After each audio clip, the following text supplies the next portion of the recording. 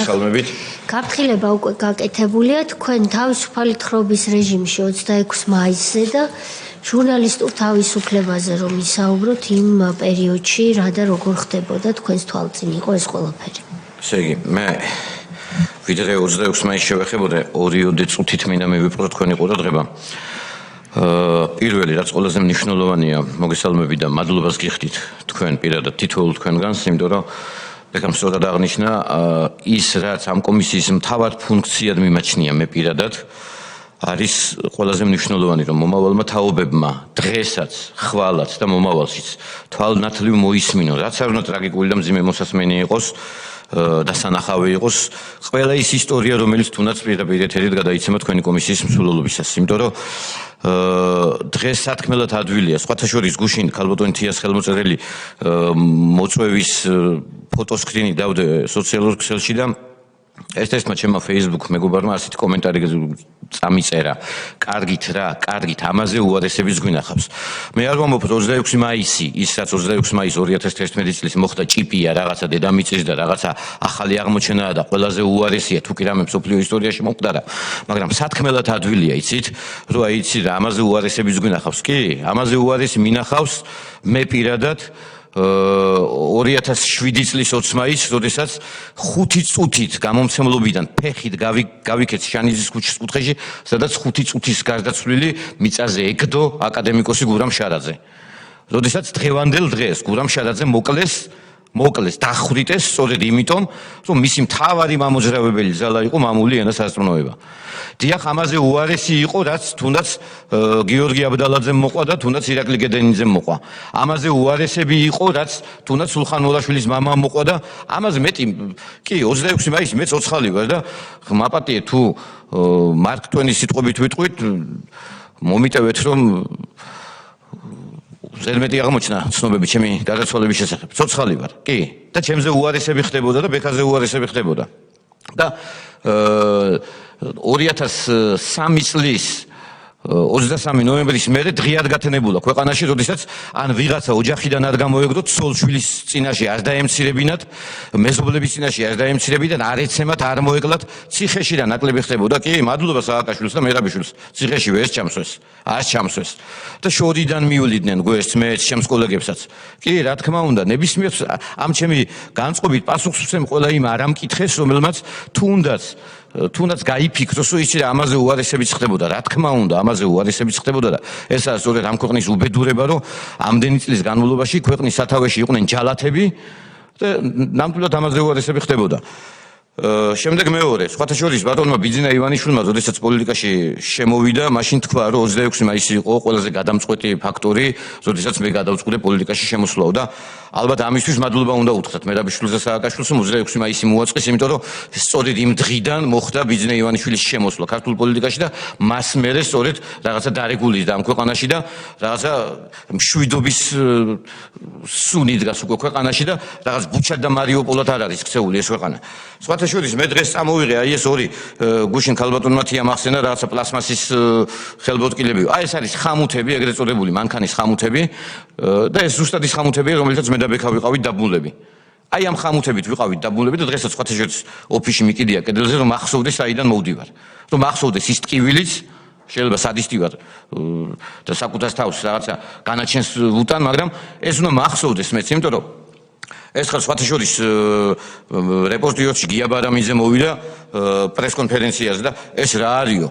ეს მე ვთხარი შენი ჯალათური რეჟიმის ნამოქმედარია მე ვთხარი. აი აქ კედელზე მიკიდია რომ შენნაირები როცა მოვლენ, თვალნათლივ ნახონ რა არის კედელზე, რა მიკიდია და რითი იყვნენ ადამიანები დაბმულები და როგორ აწამებდნენ, არა მხოლოდ 26 მაისს, მაგრამ 26 მაისი და კიდე ყველაზე მნიშვნელოვანი რაც არის, ახლა მე თქვენ დაგირიგეთ გაზეთი, ჩვენი გაზეთია, სადაც შავით თეთრზე წერია.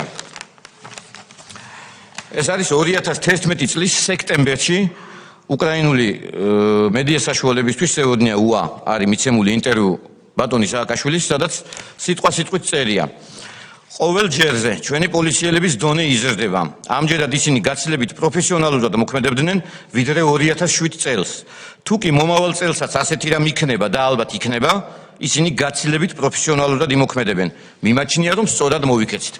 აი ეს არის სააკაშვილის განწყობა 26 მაისზე, ეს არის სააკაშვილის ციტატა, სიტყვა სიტყვით, რაც იმ პერიოდში 15 სექტემბერს გავსელდა სხვადასხვა საინფორმაციო საშუალებების მიერ 2011 წლის და ეს იყო განწყობა სააკაშვილის. ეს არ არის ახალი ახლა აფრასიზების დახვრეტის ბრძანება პირადად სააკაშვილმა გასცა, პირადად მერაბიშვილმა გასცა, თქვათ ვიღაცების ჯალათურად და სადისტურად წამების ბრძანება, ვიღაცა ახალაიამ გასცა ვიღაცის ბრძანება სადისტურად. ესეც ერთ-ერთი ნიმუშია სააკაშვილის სადიზმის, როცა 2011 წლის სექტემბერში ღია ცალსახად დაუფარავად თქვა რომ აი 2007 წელს რაც მოხდაო და 2007 წელს ყველა ვიცით რაც მოხდა 7 ნოემბერს. იმაზე უარესი მოხდაო და იმაზე უკეთესად მოიხსნო პოლიციელებიო, როდესაც აი ესე დაასახის ხალხი და ბექამ სწორად ხო ყულფი შექმნეს, რათა ვერავის ვერ დაეხწია იქიდან. ეს არის მთავარი ამოსავალი პრინციპი და ეს არის სწორედ ამ კომისიის მადლობის სათქმელი, მთავარი მიზეზი, რომ ეს თვალნათლივ დაავანახოთ იმ თაობას დღეს ოლეოლეს რო გაყვირიან. ოლეოლეს გაყვირიან და მორალს მიკითხავენ აქ მეც და ჩვენაირებსაც რა გაგიკეთებიათ, ამაზე უარესების გვინახავს, კი? ოლეოლეთი არ არის და სხვათა შორის გუშინ კიდე ერთმა მგოსანმა წამოყო თავი და წაიფოსტხიალა რაღაცა იქ ნაძიდალა ბუღაძეზე მაქვს საუბარი, როცა ქალბატონ ნონაზე რაღაცა მაინც კბილი გაკრა, რაღაც ავისებუდათ, რაღაცა ეს ჯალათურად რაღაცა კბილი გაკრა ნონა გაფრინდაშვილს, რომ თურმე საბჭოთა მენტალიტეტის ნონა გაფრინდაშვილია და ის რაღაცა სისულელეები იბჟუტურა, კი? ნონა გაფრინდაშვილი, რეზო ესაძე, ია ბუჟანაძე, ვენაცვალე, ნაწამები და ნატანჯი ხალხი, იმიტომ რომ მე ვარ ამაყი, მე რა ჟურნალისტი ვიყავი, თანამოაზრეც ვიყავი მათი და მეგობარიც ვიყავი და უმცროსი და თანამებრძოლიც ვიყავი სწორედ იმ წლებში სააკაშვილთან ბრძოლის პერიოდში. და თითოეული მათგანი იყვნენ ჩვენთვის საამაყო, ჩვენთვის. გურამ ფისხალოვაც ხონებული. ლუკა ავიღოთ, სოსო ჯაჭვლიანი ავიღოთ, რამდენი ცოცხალი, რამდენი გარდაცვლილი. მე ამაყი ვარ ამ ხალხთან ურთიერთობაზე და დღეს ლაშა ბუღაძე გამოდის და მოდალს მიკითხავს. და ეგ დადიან ქუჩა-ქუჩა დაძეწიან და სპექტაკლებს მიმართავენ. და ამით დღეს ნებისმიერი მსახიობი. მე ვამბობ, კი, აი იგივეს ვიტყვი ახლა და სხვათა შორის შარშა ნოემბერშიც საქართველოს ჟურნალისტთა ფედერაციამაც თქვა და გამოვხატეთ ჩვენი ასე ვთქვათ წუხილი თუნდაც გურამ როგავას ამბავზე იმ გადაცდომებზე რაც მოხდა თუნდაც იმ მაგათ შხლაზეზე თავდა გამოვიდეს ნებისმიერი დღეს ეს ნაძიდალა ნაცი და მითხრას ანალოგიურად თუ გაუპროტესტებია სააკაშვილის რეჟიმში თუნდაც შემიდა ბექას დარბევა თუნდაც გამომცემლობა სამშობლოდან გამოყრა ჟურნალისტების და წერან ბატონმა ილიამ კითხა ბექას სხვა კოლეგებისგან თუ გქონია თუ მხარდაჭერაო ვიღაცა შეიძლება მოეწონოს ვიღაცას არა ირმა ინაშვილი ბონდო მძინარაშვილი ნინო ჟღარკავა აი ეს ხალხი და ცხონებული ლევან ჩხაიძე ჯაკო რომლებიც დილიდან ვიაიკლო ჩემი ტელეფონი და ეხლა უსამართლობა იქნება არ ვთქვა თუმცა ჟურნალისტიკაში აღარ იყვნენ იმ პერიოდში არც ინგა გრიგოლია და არც გიორგი თარგამაძე მათი მორალური მხარდაჭერაც მახსოვს თუმცა მათ უკვე ოპოზიციური პარტია ჰქონდათ მაშინ შექმნილი და ისინიც პოლიტიკურ მოძრაობაში იყვნენ და არა პროფესიულ მოძრაობაში დანარჩენები არ იყვნენ ჟურნალისტები ვანო მერაბიშვილის სახლები და ქონებები იგივე შაშკინის იგივე ვინმეს გაუშუქებია დღეს მორალს გვიკითხავენ არა მაშინ იმათი ჯიბით ფინანსდებოდნენ და იმათი ხელის ბიჭები იყვნენ და ხელის ბიჭებად იყვნენ ქცეულები და დღესაც კი ტელეეთერებში შედან ახლა ჟურნალისტიკა გიამ კარგად თქვა წერან იაკობაშვილმა და სხვებმაც ჟურნალისტებმა ჟურნალისტიკა არის ეს დიდი ოჯახი სადაც ყველამ ყველაფერი ვიცით ვინ რითი ცხოვრობს ვინ რითი იხარშება მორალის კითხვა შეეშვან უმჯობესია ისე ოლე-ოლე იმღერონ და საკუთარ სოროებში შეძვნენ ისე ჯობია და გადაცემების მომზადებას და რაღაცა დამონტაჟებული კადრებით манипуლირებას და ხალხზე ჩირქის მოცხებას ეს ჯობია და რომელი ერთი იყო რომელი გამოვიდა და რომელმა აღიმაღლა ხმა ძალიან მაინტერესებს ან ბექასივსივაძის ან გიორგი მამაცაშვილის ან გამომცემლობა სამშობლოს თემაზე რომელმა ჩირგვებში იყვნენ მაშინდელი იმედი სხვათა შორის კი იმედი იყო სააკაშვილის ჯიბის ტელევიზია მაშინ და რუსთავი ორი და სხვაც მაგრამ ჟურნალისტები ხო იგივენი იყვნენ შეშინებულები იყვნენ მე არავის არ განუსჯი მე არ ვარ შურის მაძიებელი კაცი და არ მინდა რომ ან ჩემი ან ბექას ან ვინმეს ნათქვამი ვიღაცამ შურის ძიების წყურვილით გაჯერებული ადამიანების ნალაპარაკებად ნაზრევად აღიქვას მაგრამ საზღვარია ყველაფერზე რაღაცა პასუხისმგებლობა ვიღაცამ უნდა იგრძნოს ამ ქვეყანაში თუნდაც ჟურნალისტების წინაშე და სხვათა შორის იგივე 26 მაისს ბევრი ჟურნალისტი იყო ნაცემი მარტო მე და ბექა არ ვიყავით თუმცა ყველაზე მძიმედ მე და ბექა ვიყავით ამასაც ღიად ვიტყვი სხვა ჟურნალისტებიც იყვნენ ნაცემები ზოგმა მაგალითად კამერების ანაზღაურების სანაცვლოდ გამოიტანა საჩივარ სასამართლოდან ზოგმა სხვა მოლაპარაკებების და გარიგებების შედეგად გამოვიტანა საჩივარი. ბევრმა აზრი არა აქვს და აღარ ჩათვალა გაგრძელება ამ პროცესის, მაგრამ მე და ბექასიუსი ვაძე ვიყავი დიახ, როდესაც ევროკომისარმა ბაროზომ განაცხადა ჩვენ შესახებ და დაგმო, ასე ვთქვათ, ჩვენი დარბევა და სტრასბურგში მე და ბექა ვიყავით ერთადერთები, რომლებმაც საჩივარი გავაგზავნეთ. მაშინ ქალბატონი მანანა კობახიძე, ლია მუხეშავრია და ეკა ბესელია იყვნენ ჩვენი ადვოკატები. კი, ეს დროც მახსოვს მე. მაგრამ სხვებს ავიწყდება და ალბათ სწორედ ეს ამ მიზანს უნდა ემსახურებოდეს ამ კომისიაზე ჩვენი ჩემნაირების, ბექასნაირების და სხვა ნაწამები და ნატანჯი ხალხის პოზიციის გაჟღერებაც რომ ყოველდღე ვუკიჟინოთ ამ ხალხს და ყოველდღე ვუთხრათ რომ აი ეს არის ჩვენი ისტორია, აი აქედან მოვდივართ. და ეს არის მთავარი. თორე მე ისიც ვიცი რომ სხვათა შორის უნდა ვთქვა რომ 2011 წლის ივნისში იყო ასეთი პროკურორი დავით ბაინდურაშვილი, რომელიც მართლა გულისხმიერად მოეკიდა მაშინვე საქმეს და იმ პერიოდშივე თუ მე რა თქმა უნდა თაროზე შემოვიდა, მაგრამ პირველადი დამოკიდებულება მაინც თავარია, ხო? დავით ბაინდურაშვილის შემდეგ იყო სხვადასხვა პროკურორები იყვნენ, ინიციებდნენ ამ საქმეს, რა თქმა უნდა, არაფერი არ გამოძიებულა. ვანო მერაბიშვილის საქმეზეც მოწმედ ვიყავი ამ 26 მაისის თემასთან დაკავშირებით გამოძახებული და იქაც ვთქვი და სხვათა შორის ამ გაზეთში ვსვამ და დღესაც როგორც 2011 წლის 26 მაისს დაზარალებული ვსვამ კითხვას. ორი კითხვა მაქვს. ერთი ვანო მერაბიშვილთან განაცხადოს ვანო მერაბიშვილმა დარბევის ბრძანება უშუალოდ მან გასცა თუ სააკაშვილმა გასცა. და მეორე, რატომ არ არის დღემდე და ეს კითხვა მე საკმაოდ მნიშვნელოვანი კითხვად მიმაჩნია, რატომ არ არის დღემდე ბრალი წაყენებული მიხეილ სააკაშვილისთვის 26 მაისის საქმეზე? რატო? და უფრო მეტიც ჯონ ბასი იყო ეს ტესტი, მაშინ ელჩი იყო ამერიკის, ეს ტესტი ხელშემწყობი, სწორედ ჯონ ბასი გახლდათ აი ამ დარბევის. და ამერიკის საელჩოში განთავსებული მონიტორებზე ღია ეთერში უყურებდნენ, როგორ ხოცავდნენ და ჟლეტავდნენ ხალხს. და დათო გუშინ კარგად ხო ჭიჭინაძემ, ქალბატონი ნონაშვილმა, როგორია დაივიწყო ეს თემა. როცა ყოველდღე ნაიარებს უყურებს სახეზეო. ძნელია ამ თემის დავიწყება. დღეს ადვილია ესე ვისხდე და ვიმსჯელო და კი საუბრობ და ამდენი ხანია 26 მაისი, აი ვირიდებ რაღაცა ხო არის გონებაში რაღაც გიტივტივდება და აი ასკროლავ ხოლმე ეგრეთ წოდებული ტერმინი თუ ვიმსჯელებთ, რომ აი უვლი გვესწ. ძნელია გვესდისავლა ამ ყველაფრისთვის. იმიტომ ყოველდღე გვახსენებს თავს ის ტკივილი. იმ ადგილზე ვერ გავდიოდი თვეობით. იმ ადგილზე უშუალოდ დღეს თავისუფლების მოედნის მეტროს სიახლოვეს. ვერ ვუახლოვდებოდი იმ ადგილს. ტკივილი გვეწყებოდა და დღესაც კი ფსიქოტროპულებს ავსავთ GCRT-ის დანიშნულს. იმიტომ რომ კიდე რაღაცა გამოკვლევებს გავდივართ და კიდე არ არის მწყობრში ის იმდენი დაჟეჟილობა მქონდა, იმდენად მძიმე ტრავმები მქონდა თავში მე პირადად. რომ დღესაც კი ამ ტკივილებით მოვდივარ. ვინმეს ვუკითხავ საერთოდ როგორ მოვდივართ, როგორ და იმაზე ერთი თავში ჩასწმას და იმაზე ხდიან სალაპარაკოს. არასდროს ასეთ მომიტინგეს ოლე არ უკადრია და არ უმღერია. ასეთ მომიტინგეს ტყუიანფრქვევიას და სჭერია ხელში მაშინ. მე არ ვერევი მათ პოლიტიკურ ნაწილში. მე როგორც ჟურნალისტი ესე ვამბობ, თორე მიტინგების მეტი რა მაქვს ნანახი. ლანჩავას ჯარებს და იმებს გადაურჩი 92-ში და იოსელიანის და მხედრიონის შემოტევებს. როცა 14-15 წლის ბიჭი ფოტოაპარატით ხელში დავუბრუნდი, მიტინგებს ვუღებდი. და იმ პერიოდიდან გიორგი კალანდია და მე ერთად მოვდივართ იმ პერიოდიდან და გიორგიმ თქვა კარგად, დღეს სად არიან, ჩირგვებში ვერ არიან ეს ჟურნალისტები, მაშინ სად იყვნენო 92-93 წლებში, როდესაც აი ამ ჯალათურ სცენებს გავდიოდით მე და გიორგიო, ჩემზე თქვა. და ამისთვის კიდევ ერთხელ მადლობა გიორგის. და დღეს მიკითხავენ მორალს და ჟურნალისტიკაზე მელაპარაკებიან და მაღალ მატერიებზე. არ არის ჟურნალისტიკა ეს, არ არის ეს არც პოლიტიკა და არ არის არც ეს ზნეობა, როცა ამ კუთხით და ამ ფორმით უნდათ ჩვენისთან ადამიანების ან გაჩუმება ან რაღაცა ეგრეთ წოდებული დაბულინგება. ეს არის ჩემი სათქმელი. თუმცა ბატონმა ალეკო მიკითხა და მე ბატონმა თენგიზმაც ეს არ დაწყებულა 2011 წლის 26 მაისს. ეს დაიწყო გაცილებით ადრე. ეს დაიწყო 2003 წლის 24 ნოემბერს, როდესაც სააკაშვილი, მერაბიშვილი და სხვა ნაძილები უნივერსიტეტის ბაღში მოვიდნენ და იქ მორალის კითხვა გადაწყვიტეს სტუდენტებისთვის და სხვათა შორის მე და დაჩისაგურია ვიყავით პირველები და ერთადერთები, ვისაც სააკაშვილმა ხელი უქნია იმ დღეს უნივერსიტეტის ბაღში.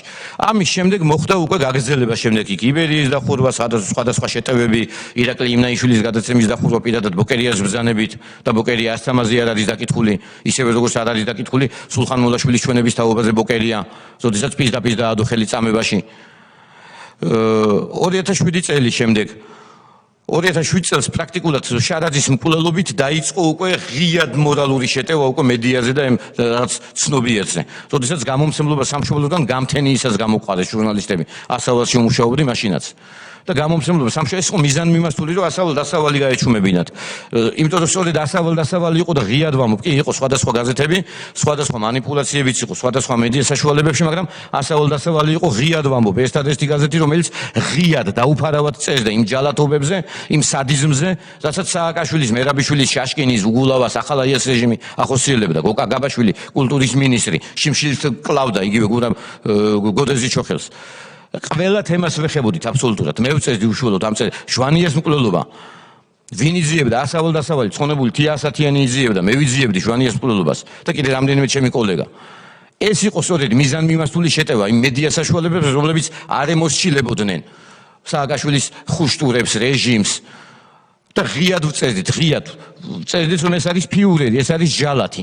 და სწორედ აქედან იგივე გამომცემლობა სამშობლოდან რა ვინმე დაგვიჭირა მხარი სამშობლოდან გამოგვაძევეს, კაციშვილს ხმა არ მოუღია. გიგი უგულავას ბრძანებით, ირაკლი მაკაცარიას ბრძანებით შემოვარდნენ გამთენის 5 საათზე სამშობლოში და სხვათა შორის იქ ვიყავით, ნომერზე ვმუშაობდით ხამე, ასავალის ოფისში ვიყავით და კონდახების ეთყმებით მაგორავის კიბეებზე პირადად მე. როდის მოხდა ეს რო აქვს? 2007 წლის 10 აგვისტოს.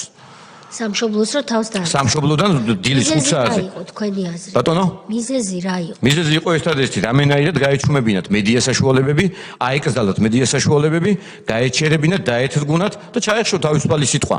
იმიტომ რომ გამომცემლობაში იყო ასობით რედაქცია, 1000ობით ჟურნალისტი, მაშინ ტელეკომპანია კავკასიაც სამშობლოში იყო, ტელეკომპანია მირი ეგრეთ წოდებული. და სხვადასხვა გაზეთები, მაგრამ როგორი რაღაცა იცით, გლობალურად არის ბატონთენგი საუბარი, როდესაც შედიხარ გამომცემლობაში, კეტავ, არბევ, ყრი და ასობით რედაქცია სტოვებ ქუჩაში და ფანჯრებიდან ყრიდნენ მთელ არქივს. პირადი დავალებით, უგულავასი, გიორგი არავლაძე და ირაკლი მაკაცარიასი, პირადი. ეს იყო მიზანმიმართული შეტევა გამთენისა. შემდეგ იქ დევნილები შეუშვეს 2008 წლის, მანამდე ესევე იყო ეს შენობა ეგდო ეგრევე, 2008 წლის აგვისტოს ომის შემდეგ დევნილები შეუშვეს, შემდეგ ისინიც გამოყარეს და შემდეგ გაყიდეს უკვე ერთლარად მე მგონი თუ რაღაცა და გაკეთდა ახლა სტამბა. არავარ შესული იმ სტამბაში, დღემდე მიჭიც იქ და მე შიმშილობდი კიდეც აი ბატონი სოზარი მაშინ ეხლაც კიდევ ერთხელ უდასტურებ პატივისცემას და მადლობას ვუხდი, მაშინ სახელმწიფო დამცველი იყო და ეს მთავარ თემად იყო ჩემი ეგრეთ წოდებული кейსი თუ საქმე შესული მის ასე ვთქვათ დასკვნით ნაწილში, როდესაც გამომცემლობის წინ ვიყავი იქ შიმშილობდი და კაციშვილმა ყურად არიღო ჟურნალისტების პროტესტი და იქ ასეულობით რედაქცია იდგა და ჩემთან ერთად მხარდაჭერის მიზნით მთელი კვირაზე მეთხანს ქუჩაში ვეყარენით, რასაც ქვია და შიმშილობდი და მშრალ შიმშილობაზე რო გადავედი, შემდეგ პატრიარქის თხოვნით შევწყვიტე შიმშილობა. აი ამ რეჟიმში გვიწევდა ცხოვრება და ერთადერთმა გიგი წერეთელმა იკარგა მაშინ მოსვლა, ერთადერთს ეყო ვაშკაცობა გიგი წერეთელი მოვიდა მაშინ, რომელმაც რაღაცა სოლიდარობა ნაკლებად, მაგრამ უბრალოდ რაღაც დაინტერესდა ამბებით. დანარჩენი ყველა ჩირგვებში დაიმალა. იმიტომ რომ მედიის თემა იყო ამათთვის უმთავრესი. მედია უნდა გაეჩუმებინა, რასი არ დაიწყეს. ერთი ტელეკომპანია, 202, იბერია, მზე, ირაკლი ინაიშვილის გადაცემა, ცალ-ცალკე სხვადასხვა გადაცემები. ეს იყო მთავარი მიზანი და მე გივით არგამაძე დარბოდა და შეკურა ფულით აჩუმებდა ჟურნალისტებს და სხვათა შორის იგივე იმედში რაც მოხდა რა. ამათ ინსპირებული არ იყო, როდესაც სახურავზე ავიდნენ და პროტესტი გამოუცხადეს მაშინ იმედის სარედაქციო პოლიტიკას მავანმა ჟურნალისტებმა.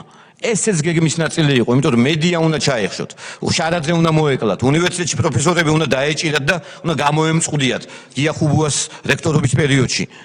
და პოლიციური რეჟიმით უნდა ემართათ აკადემიკოსები და მხსოვანი პედაგოგები და მასწავლებლები.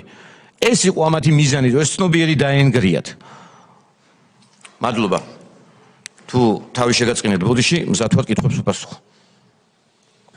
დიდი მადლობა გიორგი, ძალიან ემოციური გამოსვლა იყო, მაგრამ იქნებ მაინც ცოტა უფრო ცლად რა ხდებოდა იმ ღამეს 26 მაისს.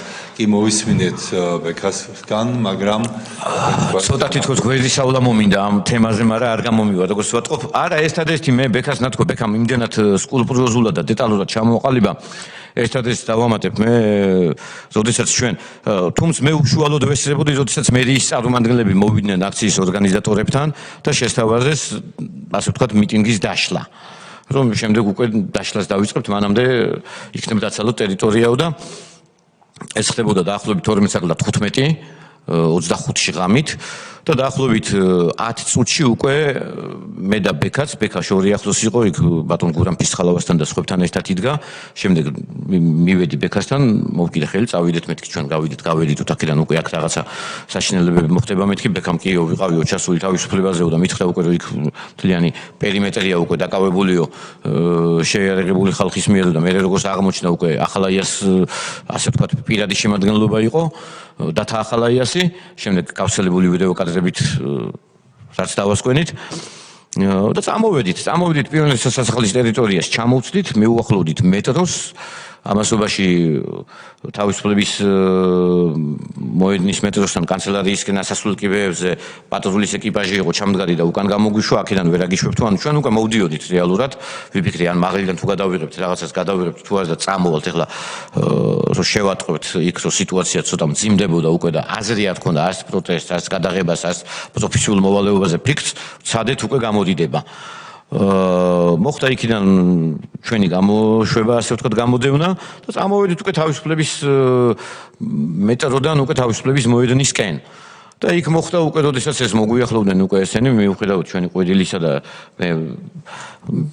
მივეცი კომისიის წევრებს ვიდეო ეხლა არა ჩანს აქ და სადაც სხვათა შორის კამერა ჩართული მქონდა და მე გვიან აღმოვაჩინე ეს კადრებიც, კამერა ჩართულია, სადაც ჩანს ეს ჩართული კამერით სხვადასხვა წერტილები, ასე ვთქვათ, შეიარაღებული ნაწილები სადაც ჩანან და ხმა უფრო მკვეთრად ისმის, სადაც 20 ყვირი ვართ, ჟურნალისტები ვართ და იქნებ გაგვატაროთ და არ გვესროლოთ. ამის შემდეგ მოხდა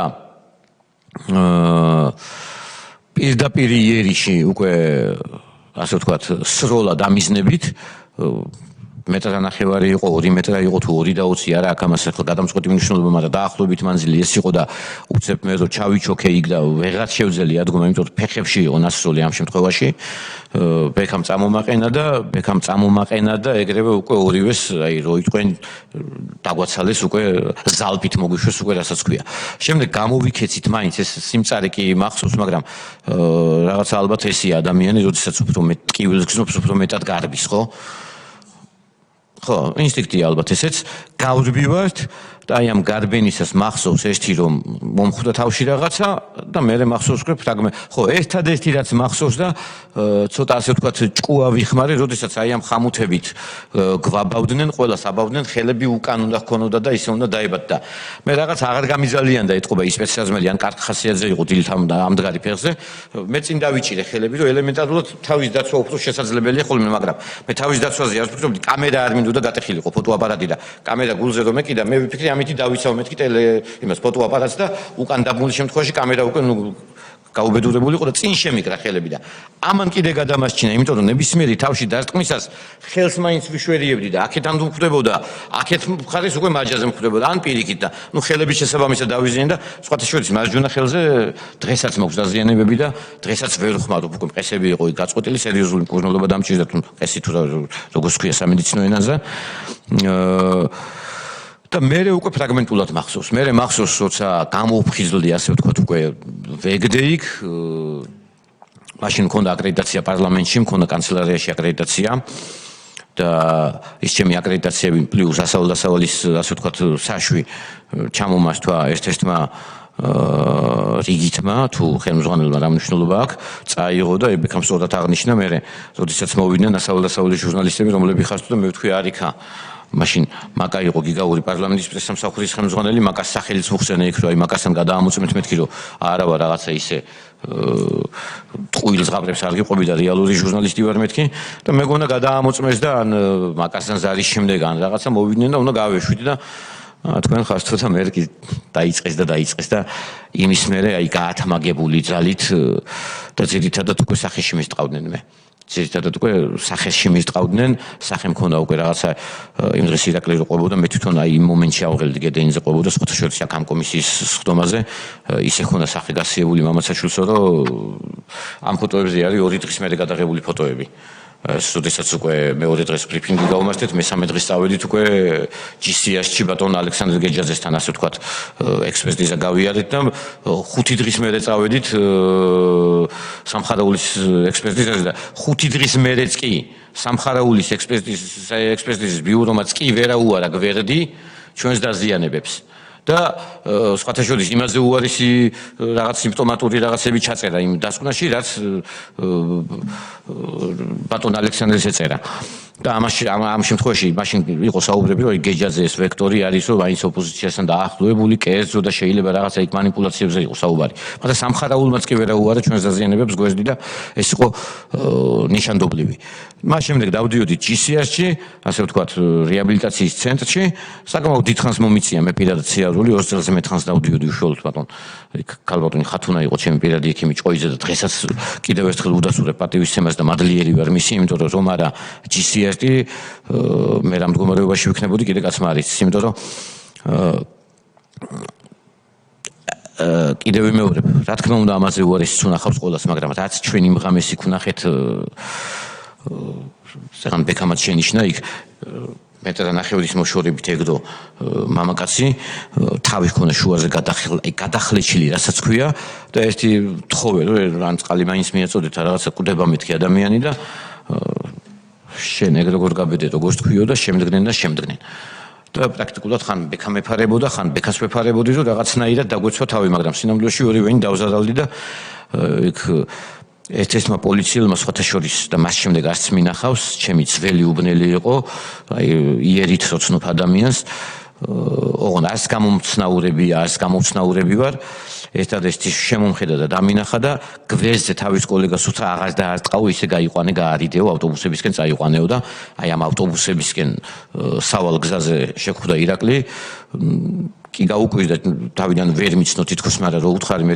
იკა მე ვარ გიორგი ვარ მეთქი და იქნება რაღაცა ფორმით ჩაერიო რომ გაგუშვან მეთქი და დაუდასტურო რომ ჟურნალისტები ვართ მეთქი და ამ ყველაფრის მე ირაკლიმაც დაადასტურა რა თქმა უნდა და იქ იყო მცდელობა რომ ეს ხამუთები გაეჭრათ მაგრამ ბოლოს სპეციალისტებმა გადაიფიქრა და კაი გვარიანი ასე ვთქვათ დაბულინგების თუ პირადი შეურაცხყოფის და ფიზიკური შეურაცხყოფის შემდეგ უკვე ასე ვთქვათ გამოგვდევნეს აქეთ და მე უკვე აუყევით უკვე ლეონიძის ქუჩას და ავედით ჩემი მეგობრის მაშინ ჩემი შეყვარებულის და დღეს უკვე ჩემი მეუღლის ბინაში სადაც მთელი ღამე გავათენეთ და იმიტომ რომ გარეთ გამოსვლას აზრიარ ქონდა და პრაქტიკულად პირველადი დახმარება რაც იყო იქ რომელიც სასწრაფოზე ვლაპარაკობთ მაშინ პირველადი დახმარება რაც იყო მაშინ აი ოჯახში აღმოგვიჩინეს რა და ეგ იყო და მეორე დილიდანვე უკვე ამ twin შერყეულები და დაზიანებულები და დაზარალებულები არ ვიცი ამას რა ქვია წამოვიდით უკვე ირმასთან პრესკონფერენციის ჩასატარებლად და ერთ-ერთი ალბათ ნათელი წერტილი მაშინაც ობიექტივი გახლდათ იმ პერიოდში, როდესაც თუ კი რამე, იმიტომ ყველა ტელევიზია უკვე ან სააკაშვილსა და ჯიბეში ან გაუქმებული და გაჩერებული იყო და ობიექტივი იყო რაღაც თავისუფლების კონსულად ქცეული იმ პერიოდში, სადაც შეგვეძლო თავისუფალი და მასთალის თქვის თქმა იმ პერიოდში. და ამისთვის დღესაც მადლობას ვუხდი ირმა ინაშვილს. ეს იყო და ეს მოუკლედ თუ რამე კითხვებია დამატებით მე საათვარ გიპასუხოთ.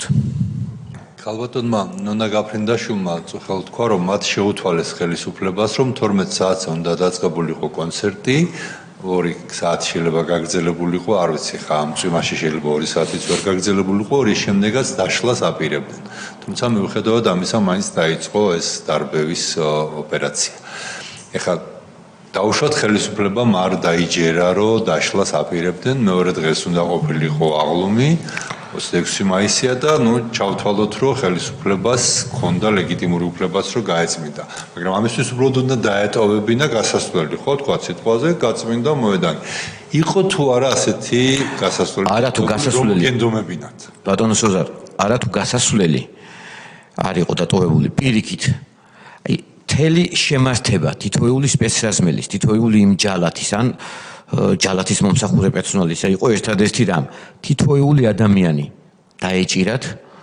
შეეკრათ ხელფეხი დაეგდოთ მიწაზე ეცემათ მე ავტობუსში აეყვანათ ან მოეკლათ მოხუცი ქალბატონი იყო აი როდესაც კარზებში ჩანს მოხუცი ასაკოვანი ქალბატონი ჩანდა როდესაც მე და ბექამ გავდბოდით სანამ ჩვენ დაიწყებდნენ ჩვენს დევნას ასე ვთქვა და უკანა გზაზე დაცხილვას თუ რაც ქვია ის მოხუცი ქალბატონიც კი რა მნიშვნელობა აქვს მომიტინგია თუ არა მოხუცი ქალბატონია ხო ასაკოვანი ქალბატონია გაატარე მიდის ხო გაატარე გაუშვი ის ხო საფრთხეს არ გიქმნის იმას ას ოლე სიმღერა შეუძლია ას ხელკეტი უჭირავს ხელში ას რაღაც ტყუი და ფეირვერკებს და ზალპებს არ უშვებს მოხუცია ხო გაუშვი არა ეს იყო მიზანმიმართულად დაიჭირეს ის ხელკეტი ისე არა მე არ დამინახავს ხელკეტი არ დამინახავს თუმცა იქ ყოველთვის ხდება, ახლა შეიძლება მსგავსიც იყო, ყოველ შემთხვევაში იმ მომენტში, როდესაც იმ ტერიტორიაზე, სადაც ჩვენ ვიყავით, ხელკეტიანი მინახავს კი არა, პირიქით ყველა დაბული იყო და ყველა მიწაზე ეყარა და სხვა შორის აი თავისუფლების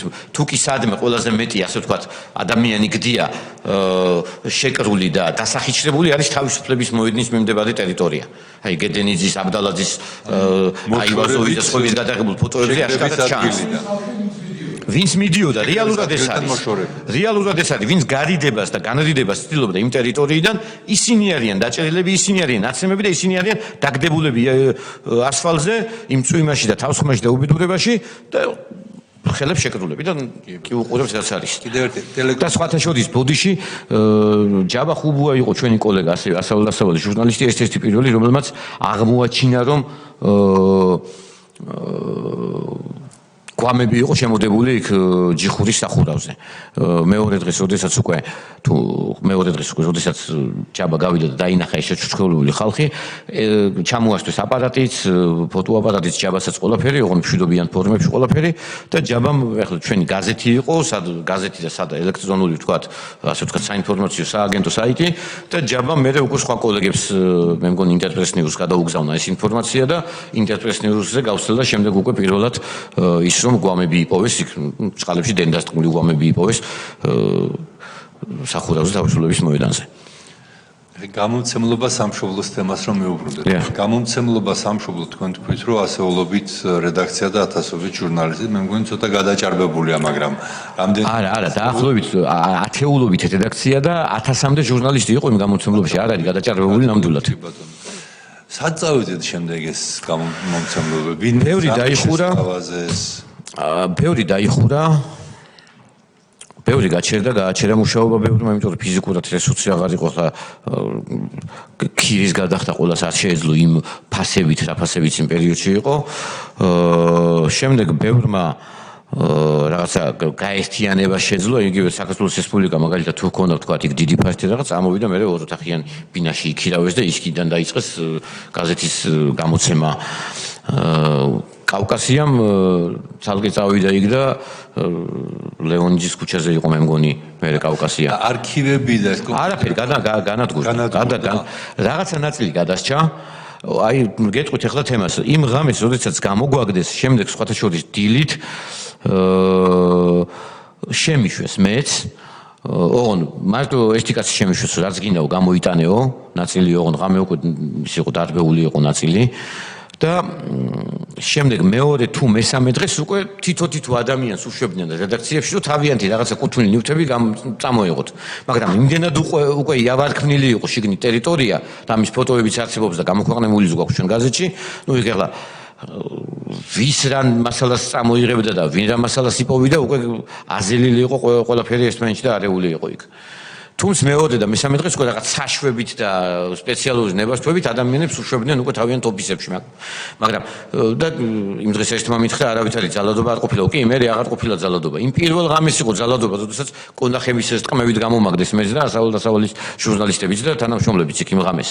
იმიტომ რომ ღამე მოხდა ეს შემოჭრა, ღამე მოხდა ოკუპირება, ასე ვთქვათ, ტერიტორიის და ღამე მოხდა ამ ხალხის შენობის განთავისუფლება უნდა ღამე. შემოშე მეორე დღეს ვეღარავინ ვეღარ შესულიყო და ვესჩევი და ვეღარავინ. და იმის შემდეგ ვეღარავინ ვეღარ შევა, ვეღარასოდეს და აღარასოდეს იქნება სამშობლოს ჟურნალისტების. მიუხედავად იმისა, რომ თავიდან იყო ჟურნალისტების თანხით აშენებული ეს შენობა, თუმცა შემდეგ 92-ში რაღაცა манипуляციებს ჰქონდა იქ ადგილი და რაღაც სხვა ისტორიები იყო და იქ მე ეკონომიკის სამინისტროს ბალანსზე გადაიტანეს და ასე შემდეგ. და ამაზე უფრო სულად და დეტალურად არიან ჩემი კოლეგები, რომლებიც ისაუბრებენ და რომლებიც უფრო მეტი დეტალებში არიან ჩახედულები იმ პერიოდის პერიპეტიებში. მე იმ პერიოდში ვიყავი ჟურნალისტი და ჩემი მიზანი იყო რომ სამშობლო დაებრუნებინათ ჟურნალისტებისთვის და მაშინ ამის წინაპირობა იყო, შეიძლებოდა მაშინ იყო მოლაპარაკებების გამოსყიდვაზე, რაღაცა ერთობლივ რაღაცა ამხანაგობის შექმნაზე, იქ სასამართლო დავებიც იყო. ყველა ნაბიჯს ვდგამდით იმის საპირწონეთ რომ გამომცემლობა სამშობლო ისევ ყოფილიყო ჟურნალისტების, მაგრამ მას შემდეგ დავდივარ და თუ პათეტიკურად ვიტყვით სამშობლოს ვეძებ. მადლობა დიდი. ბატონი ილია. კიდევ ერთხელ მინდა დავაზუსტოთ. თქვენ ახსენეთ ამერიკის საელჩოს თანამშრომელი ჯონ ბასი. ელჩი. ელჩი იყო, ხო? და ეს რაში იყო ჯარეული? 26 მაისის დარბევის საქმე საკონტროლებდა პირადად ვანო მერაბიშვილი ჯონ ბასის დავალებით. ასეთი იყო ინფორმაცია, ასეთი იყო ჟურნალისტი. წარმოადგენს ეს კაცი. დღეს არ ვიცი სად არის. ჯონ ბასი დღეს არ ვიცი სად არის, მაგრამ ამერიკის ელჩი ჯონ ბასი, მიხეილ სააკაშვილი, ვანო მერაბიშვილი და დათა ახალაია პირადად არიან პასუხისმგებლები 26 მაისს ჩადენილ სისასტიკეზე და ჯალათურ ქმედებებზე. აი ეს 4 ადამიანი არის პირადად. და ეხლა არავინ არ ათქვას, რომ ამერიკის საელჩოს მწვანე შუქის გარეშე სააკაშვილი გაბედავდა ეს ინფორმაცია საიდან გავა? ჟურნალისტურ წრეებში ეს გავრცელებული ინფორმაცია იყო. ეხლა მტკიცებით ფორმაში მე ამას რა თქმა უნდა არ ვიტყვი და ვესც ვიტყვი, მაგრამ ხანდახან არის რაღაცა რაც არ მტკიცდება, მაგრამ სიმართლეა. მადლობა, ეს მინდოდა დამეჟუსტება. კი ბატონო. ბატონო გიორგი, სამშობლოს საკითხი, როცა გამოდევნეს იქიდან მომუშავეები. ქონებრივი თემა იყო, რომ ეს შენობა ჩაეგდო სააკაშვილს და სახელმწიფოს ხელში, თუ აზრის შახშობის მცდელობა იყო უფრო მეტად? ქალბატონ თეა, თუ გავითვალისწინებთ იმას, რომ 2004 წლიდან, 2003 წლის ნოემბრიდან ყოველი დღე თენდებოდა იმისთვის, რომ ან ქონება ჩაეგდო სააკაშვილის რეჟიმის ხელში, ან მილიონები ჩაეტანა რომელიღაც მდიდარს, ან ჩინოვნიკს და შეევსო ამით მათი პირადი თუ ეგრეთ წოდებული სახელმწიფო ბიუჯეტი. თუ ყველაფერი კეთდებოდა იმისთვის, რომ გაენეიტრალებინათ და აღარ ყოფილიყვნენ წონადი ფიგურები ან ორგანიზაციები, მედია საშუალებები. მე არ გამოვრიცხავ არც წესს და არც მეორეს, ახლა შუა რუსთაველზე ამ ხელოვნების ხელში ჩაგდება, არ იყო პატარა საქმე. მიუხედავად იმისა, რომ ჟურნალისტი და ასე ვთქვათ, გუნდიც მზად იყო საიმისოთ, რომ შესულიყო ამ თემაში, მოლაპარაკებაში და სამშობლო გამოესყიდათ ჟურნალისტურ რედაქციებს. ამაზე რა თქმა უნდა იმ პერიოდის ხელისუფლება არ წამოვიდოდა და არ წამოვიდა. გადაიფორმეს ავტომატურად მთლიანად და შემდეგ რაგე ბატონ თემურ უგულავას მისცეს ეს ლარად გადასცეს და კი აშენდა რაც აშენდა დღეს.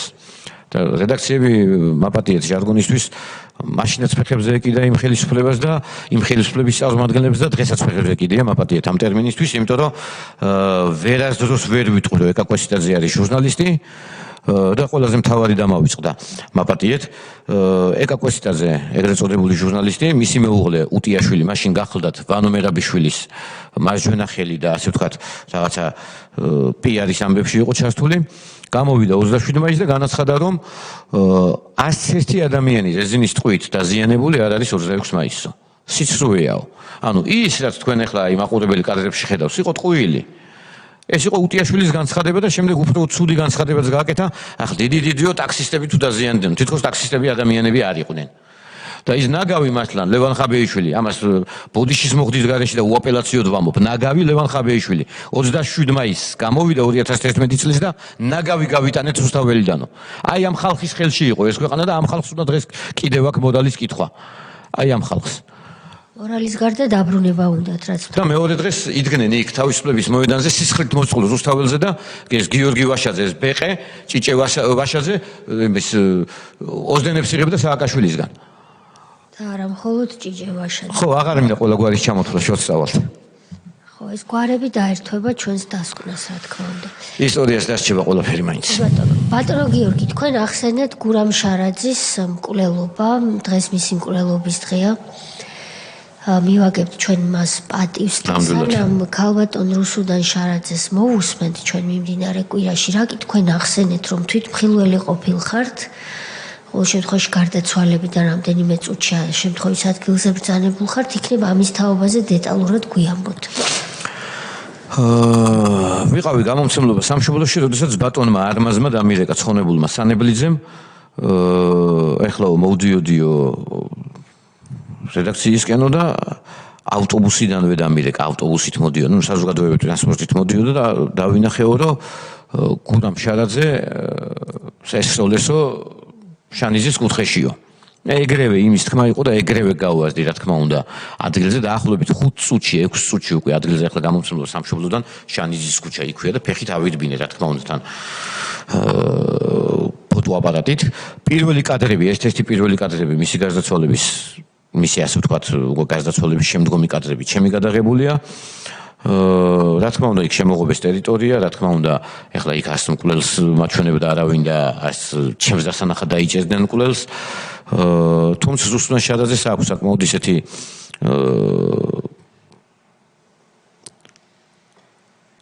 დიდი ძიება ჩატარებული გურამ შადაძის მკვლელობაზე, მაგრამ აქ ამ შემთხვევაში მე ახლა მკვლელზე არ მინდა საუბარი, რომ მკვლელობის იმ დეტალებზე არ მინდა საუბარი. გურამ შადაძის მკვლელობით მათ მიაღწიეს მიზანს, რომ ამით დააშინეს პროფესურა, აკადემიკოსები, აი ეს ინტელიგენცია, ის ნაღები საზოგადოება, ქართველი საზოგადოებისა დააშინეს გარკვეულწილად, იმიტომ რომ თუ ხვალ არ იქნები ჭკვიანად, იგივე ბედი გელის, რაც მოუვიდა გურამ შადაძეს. ეს ხო მთავარი მესიჯი იმ პერიოდის ხელისუფლებისა. თქვენ რომ მიხვედით უკვე გარდაცვლილი. უკვე გარდაცვლილი იყო, კი, უკვე აი იმ პროცესში მივედი, როდესაც ასე ვთქვათ, იმ გადასაფარებელს აფარებდნენ უკვე მიცვალებულს. კარგი, კითხვები ხომ არ არის, ბატონი სოზარი? ხო არა, მაგრამ უბრალოდ წეგან თქვენ ახსენეთ ლაშა ბუღაძე, რასაც წერდა ქალბატონ ნონა გაფრინდაშვილზე, რომ საბჭოთა ეპოქის ადამიანი თუ რაღაც მსგავსი უწოდა. ნონა გაფრინდაშვილი არის სიამაყე ქართველი ერის და ეს დარჩება მუდამ ასეთად მართლა სოციალური ლეგენდა, რომელმაც ეპოქა შექმნა, ეპოქა რომელიც არ განმეორებულა მსოფლიოს არც ერთ ქვეყნის ისტორიაში, როცა ერთ სპორტში ერთი ქვეყანა 40 წლის განმავლობაში თითქმის იყო აი მუდმივად გამარჯვებული, ჩემპიონები იყვნენ. ეს ეპოქა შექმნა ნონა გაფრინდაშვილმა. ყველა შემდეგი ადამიანი იყო სწორედ აი ნონა გაფრინდაშვილის მაგალითზე იზრდებოდა და დღესაც რომ ძლიერია ქართული საჭადრაკო სკოლა ქალებში განსაკუთრებით არის სწორედ მისი დამსახურება. იშვიათი შემთხვევა კი არა, აბსოლუტურად არ ყოფილა მსგავსი, რომ როცა პერიოდულად ორი ქართველი ხდებოდა ერთმანეთს ფინალში, ჩემპიონობისთვის ბრძოლაში და ლაშა ბუღაძე და მამამისი, რომელიც ნახევარფინალში 4 ქართველი, იქიდან 2 გადიოდა ფინალში.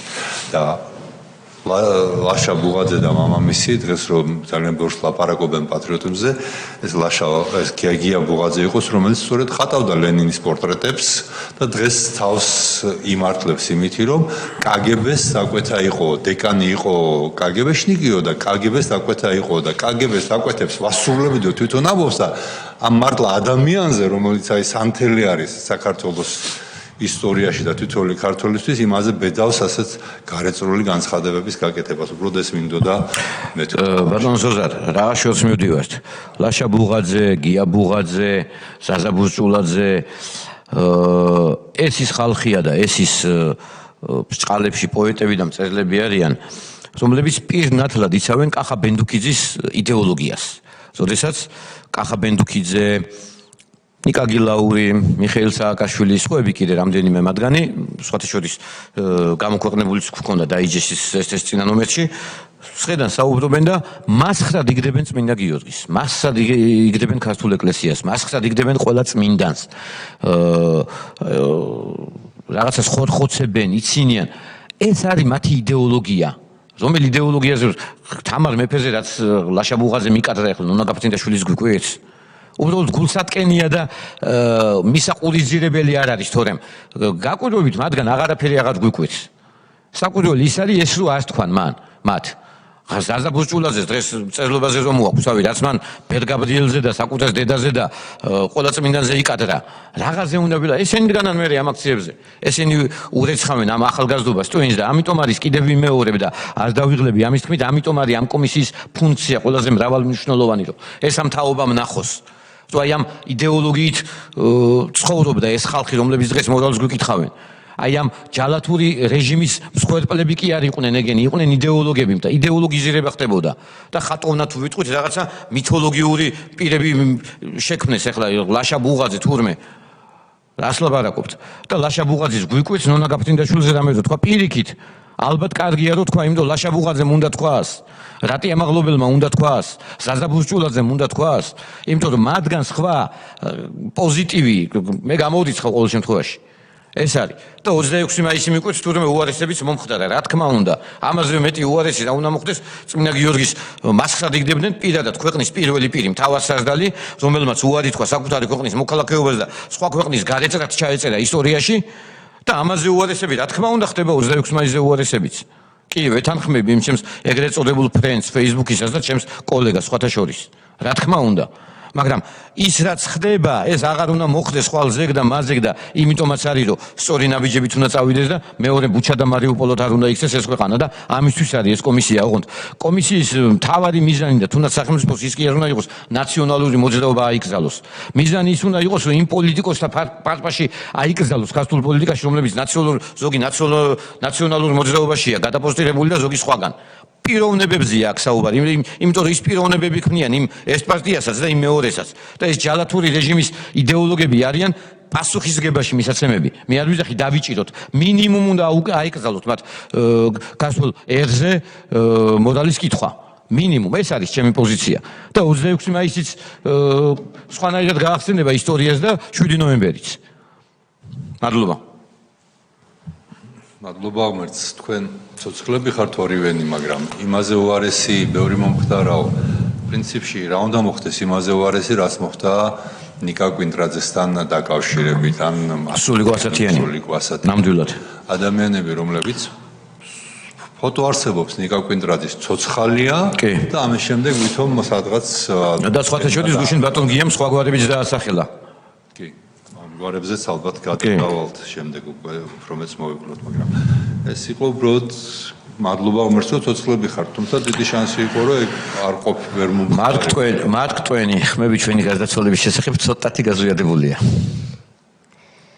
ბატონო გიორგი, დიდი მადლობა თქვენ ბრძოლისთვის, რაც თქვენ გაწიეთ. ბატონი ბექას გამოსვლა იყო ასევე ცუდი გაგებით შთამბეჭდავი, იმიტომ რომ ძალიან ძნელია ამდენი წლის მერე კვლავ ამას უსმინო და ჩვენ მოწოდებული ვართ, რომ ფაქტებზე დაფუძნებული ინფორმაცია აისახოს და შეფასებები გაკეთდეს ჩვენს დასკვნაში. ჩვენ გავაგრძელებთ თქვენთან თანამშრომლობას, თუ თქვენი სურვილიც იქნება.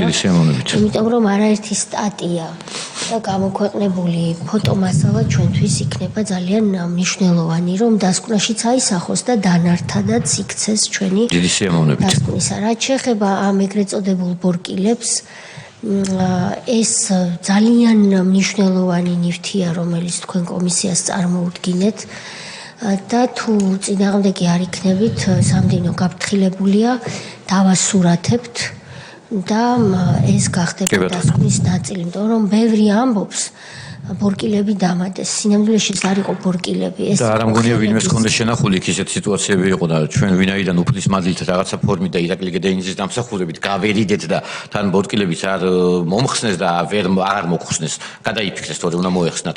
შემდეგ უკვე შევინახე რელიქვიად რა. ეს წარმოუდგენელია და მომავალში კიდევ უფრო მეტი ფასი ექნება ამ ფოტოებს, იმიტომ რომ წარმოუდგენელია პოლიციის ამგვარი და სახელმწიფოს ამგვარი ძალადობა საკუთარ ხალხზე. ბატონმა გია ბურჯანაძემ გუშინ ისიც გითხრა, რომ სწორედ აი ამ ეგრეთ წოდებული ბორკილების გამოყენების შედეგად ის დღეს თითებსაც კი ვერ ყოფს, იმიტომ რომ დაზიანებული აქვს მყესები. დიდი მადლობა ბატონო გიორგი მობრძანებისთვის. ჩვენ ბონდო მძინარაშვილს უნდა მოვუსმინოთ და წავიდეთ ხდომის დახურვისკენ უკვე ბატონი ბონდოს მოსმენის შემდეგ. დროებით გემშვიდობებით და სამდივნოს ვთხოვ, რომ გაგაცილოთ, რა კი ჩვენ ამას ვერ ვაკეთებთ ჩვენ თვითონ. მადლობა თქვენ.